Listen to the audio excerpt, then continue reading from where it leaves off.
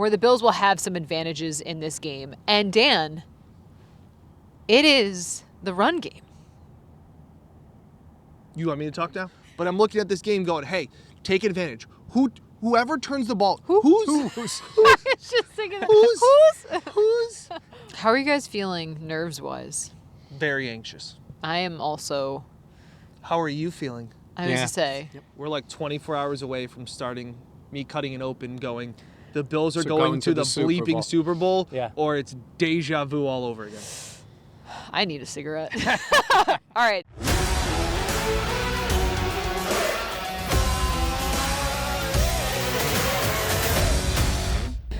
All right, welcome back to the Buffalo Plus channel, presented by Connors and Ferris. Mike Catalana, Dan Fates, I am Jenna Cottrell. Please be sure to like, comment, subscribe, and share. We are here at Arrowhead Stadium, Bills-Chiefs AFC Championship game, the rematch. We're going to get into the 5 storylines of this game. But first and foremost, guys, let's start talking about the fans. There are so many that traveled from Western New York, that now live in Kansas City, that used to live in Western New York, that just came to the game, and then so many, Mike, I was shocked by, who were born in Kansas City area, the Midwest, and are Bills fans. It's wild. Some of the stories are great. One told me that she said, oh, my daughter married a guy, he was a Bills fan, and we became Bills fans. They used to be Chiefs fans. Up Isn't until that wild? 2 years ago. Yeah, and it is. And their excitement for this game, first of all, when you live out here and you constantly hear about the Chiefs and you get, the little pat on the head from Chiefs fans, they're excited about having everybody here to watch the Bills play. Yeah, this is not going to be a takeover by any means, but the Bills will be well represented and their fans at Arrowhead Stadium behind us tomorrow. I thought that was the coolest thing, is we went to Taps on Main. Hey, Buffalo Plus. We went out and got barbecue at Slaps, and it was, hey Mike, Buffalo Plus. Buffalo Plus guys, can we get a picture? Like, that was cool. It always never gets old for us. Yeah. But to see that and to see the fans and to kind of get their vibe, like the one, I mean, we're going to a bar and I'm looking and there's a Kansas City Chiefs Super Bowl back-to-back championship sign behind the bar, and then I look out the rest of the entire bar and it's all blue and red. Yeah. That was cool. And we met up with one couple who met in a interesting Bills moment in history. The OJ chase. Yes. Is when they met, but we asked them about their feeling and how they're going to be handling tomorrow in the AFC Championship game. They're not going to the game. They're from Kansas City. They're going to watch from home, and they said this is how they prepare.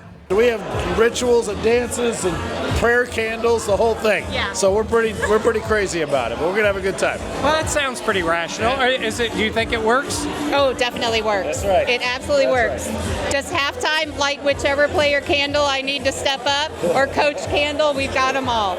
So yeah, it's fun. You have a Josh Allen candle? Yes, and a Coach McDermott candle. We have the whole defense and the whole offense. She's neurotic. Not kidding. Yeah, that was Heather and Randy Marshall, and all I got to say, whatever it takes, Bills Mafia.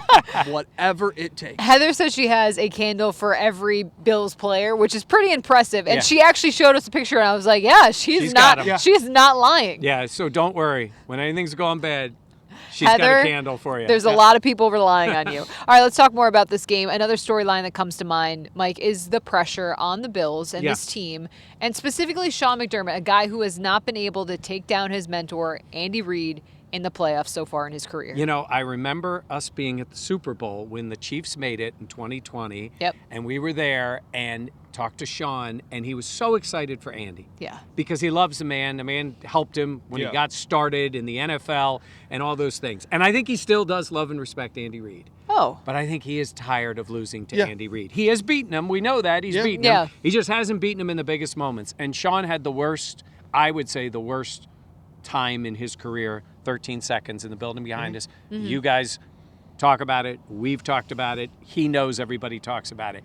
The only way to get rid of that, or at least to put it in the background, is to win here in a game like Sunday against the Chiefs, because this way they can take care of business, get to the Super Bowl, and then 13 seconds is history. It's not the present anymore. And I know a lot of fans and viewers that like, comment, and subscribe may say that Sean McDermott is too conservative, and that may have been true.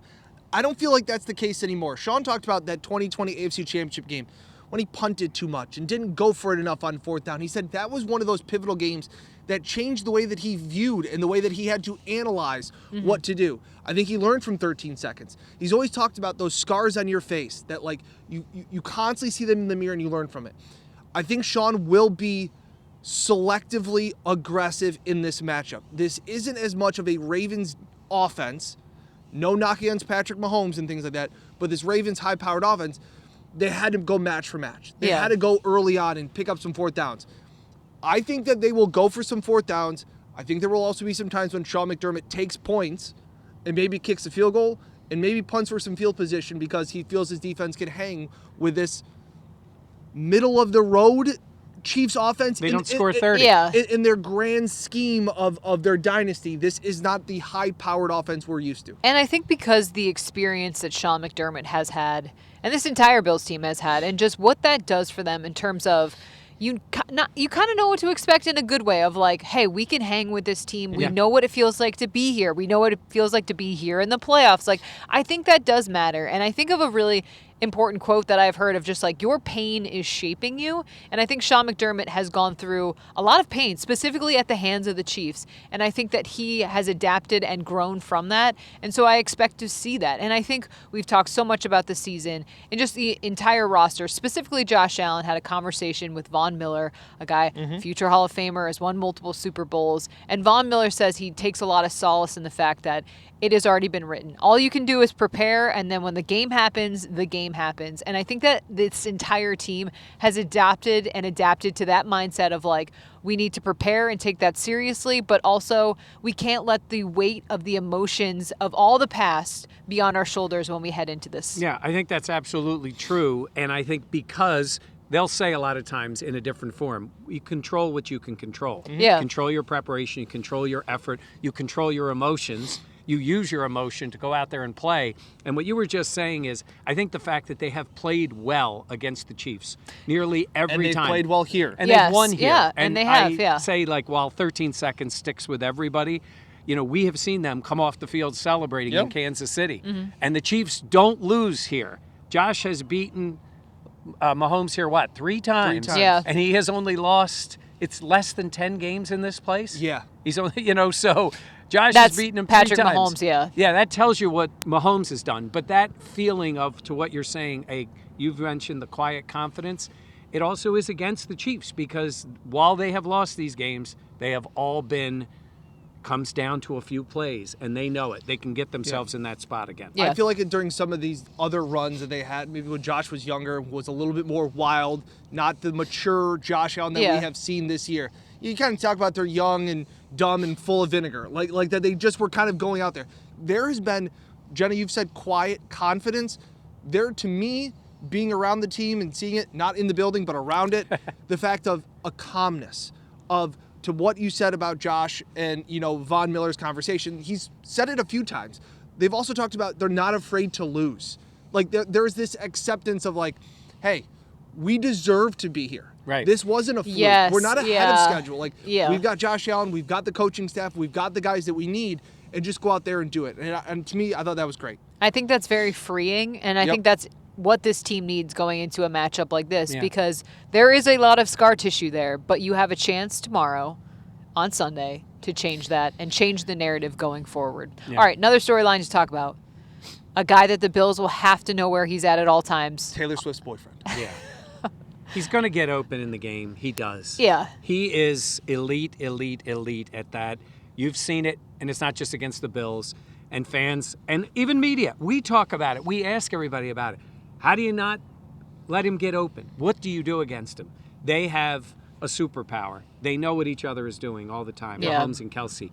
Dislike them, hate them, regret having to watch them play, all those things. Doesn't matter because on the field, they know where each other is going to be. That is what makes it so difficult. It is a bit of freelance, but it's freelance with 2 guys with one mind. Football, It is, but it isn't just, go run around. It's not a mistake. It is, they know where they're going to be. And this is against the best of the best. This is when it's Poyer and Hyde or Milano or Tremaine Edmonds or name the player that was out there. They have a difficult time with him. So do the Baltimore Ravens. So do the Philadelphia Eagles. So do the San Every other Francisco team. 49ers. Yeah. They're really good. But they changed up some tendencies last week against a Baltimore team that they did not have a good matchup with. It was effective enough to win. Dan, I wonder if in this game I agree. they changed things up. Yeah, it's the 9th time that these two teams have played since 2020. So I do think that Bobby Babich and Sean McDermott are going to have to throw in some kind of wrinkles. I also think the base is going to be covering a man-to-man, finding somebody. Because, like you said, Mike, their superpower eats up zones. Yeah. If you play zone, he's going to beat you. It's not a matter of if, it's just a matter of when and how bad. How many, yeah. So playing man gives yourself what I feel like is a puncher's chance in that matchup. You may still get beat, but I think it's the way to go down swinging. And the one thing that has scared me is the fact of thinking about Taylor Rapp not being out there, and Andy Reid and Patrick Mahomes and Travis Kelce licking their chops knowing they're going to get to go up against a rookie and Cole Bishop. Yeah, and that is something that is absolutely something to watch. And I feel like for a lot of Bills fans, Dan, you touched on it, but the nerves going into this matchup, you obviously want to have your team healthy, but especially having a first-year player in that spot, that just makes a lot of fans very nervous. So I'd say one way to at least, in some ways, limit that is to be the aggressor. Yep. And to say, whether it's Matt Milano or whether it's Terrell Bernard or Taron Johnson, when you say, we're going to play you man, you are dictating, at least in your coverage, where you're going to be. And I do think that makes a difference. They will look to find Bishop, and it may be with DeAndre Hopkins. It may be with Worthy, whatever it happens to be. But in terms of Kelce himself, I do think if you change the way you approach him, it may not always work, correct, but at least you're choosing who's going to be on him. Yes. No, that is very true. All right, one of the things that I think fans want to hear about, though, is where the Bills will have some advantages in this game. And, Dan, it is the run game. You want me to talk now? Yeah, this Bills team has been awesome running the football. There's no doubt about it. I've said it once. I've said it. I'll say it again. No, you could say it 100 times. Just keep you could keep actually saying it. Because they have an effective running game. That's not what I was going to say. Dan likes I only like something when it works. Games. Yeah, no so shit. Inappropriate when you cut me off. Like, it's just so. I just don't know. Oh my gosh. You can pretzel your way to make make you. Absolutely. It's really incredible. Okay. It's my superpower. That's your credit to you. I think crediting you. This is the most prepared the Bills have ever been in a postseason game against the Chiefs because of this running game. Look, Chris Jones will still make plays. There's no question about that. Mm-hmm. But they have a chance to dictate, control the game, be the physical enforcer in this one, because they have an advantage at the line of scrimmage on the offensive side. Besides Chris Jones, I think the Bills, they took on a really good Denver D-line, they took on a really good Ravens D-line, and they rushed for more yards than either of those teams had allowed all season. Yeah. This is the matchup in this game. And then you sprinkle in Josh and his magic. In that game before, back in Week 11, they didn't run the ball well. Josh aired it out, was pretty special, hit Amari Cooper on a deep ball, things like that. But I think this game will be Josh, but a whole lot of those big five guys in front of him. Yeah. This is the best offensive line they've had. I don't think there's any question. Agreed. I think that's fair. And this is the team Sean McDermott wanted to build on offense. We know this. He wanted it to be physical. He wanted them to be able to push their narrative, push their... It's like, well, what are we pushing? Well, no, I'm saying is they Human wanted beings. to be... But they wanted to be that team offensively. And it's funny, Ross Tucker, friend of the pod, played for the Bills, knows the NFL. He was talking about offensive lines and what they can mean to a team and the importance of a team. And he talked about you don't have to have great players at every position if you play together. I think this team offensively on the line has exceptional players at every level of the offensive line, and they play together as a group. And there's some great offensive lines in this league. The Bills are right up there with the best. They have a nastiness. They do. They really do, and I mean that in such a positive way of the attitude that comes with saying also, we're going to push you around, we're going to do it all day, and we're going to play bully ball. And that has been effective throughout the season for the Bills, and that is something I expect them to lean on, especially here. And they have a better run game than the Chiefs. Listen, Isaiah Pacheco has hurt the Bills. He is a really good player. He's coming off an injury. He's back. He has not had the burst. Nope. He has not had long runs. he has not really been their main guy. No, the last 8 games, I don't think either guy has averaged 4 yards per carry. Like this is. That Look, has both not of been- these teams yeah. have been methodical offenses. They've been Yeah. opportunistic. Both of these offenses have been of late because their defense has forced turnovers and they've gotten plays. Now listen, part of that Houston game that's a little misleading is they had so few yards on offense because their special teams was phenomenal. They had a long punt return, a long kick return. Yeah. So And they block a kick. Yes. Watch for that. They Yes. are outstanding at blocking yes. kicks. So I'm not trying to sit here, and I know I said earlier, like, oh, this isn't a high-powered offense. They are still a good offense. This is still Patrick Mahomes. But I'm looking at this game going, hey, take advantage. Whoever turns the ball, who's Just thinking that. Who's? Whoever. Well, whoever turns it over. These Yeah. teams Yes. don't turn it over. No, they don't. The Bills-Chiefs game in Orchard Park, Week 11. 3 turnovers in the game, 2 Mahomes interceptions, 1 by Josh. Since that time, they have combined for 1 turnover, and it was Josh on a punt turnover that he had against Arm the punt. Patriots. Yeah. Yep. Right, that was basically what it was. I was telling you guys a stat that tells you something about the Bills. 8 turnovers this year for the year. When the Bills lost the Super Bowl to the Dallas Cowboys, in that one game, they had 9 turnovers. That is insane. That was. And they lost? God. Oh, okay. Yeah, they lost. Yeah. I was just thinking about that, but 8 turnovers. The Chiefs don't turn it over either. Yeah. No. They know. Mahomes knew, just like Allen, can't turn it over that much. They survived it last year. They have been much better. Bills have thrived on that. Chiefs don't turn it over. Bills don't turn it over. It may just be one. Yep. It may be won by one of the teams tomorrow that makes the difference. How are you guys feeling nerves-wise? Very anxious. I am also. How are you feeling? I was Yeah. to say. I will tell you this. This will be the 6th AFC Championship game for the Bills that I have covered. Wow. This will be the 5th where they will have a full crowd. So that's where I'm going to differentiate it. They won the other 4, the Bills did. And the last one they won to go to the Super Bowl was against the Kansas City Chiefs. History So lesson with Mike. there you Yes. go. They beat the Chiefs to go to the 4th and final Super Bowl. Well, final for that group. Yeah. And they could beat the Chiefs on Sunday to go to the first Super Bowl for this group. All right. I feel confident with this team. I need a I have cigarette. quiet confidence. That is how I feel.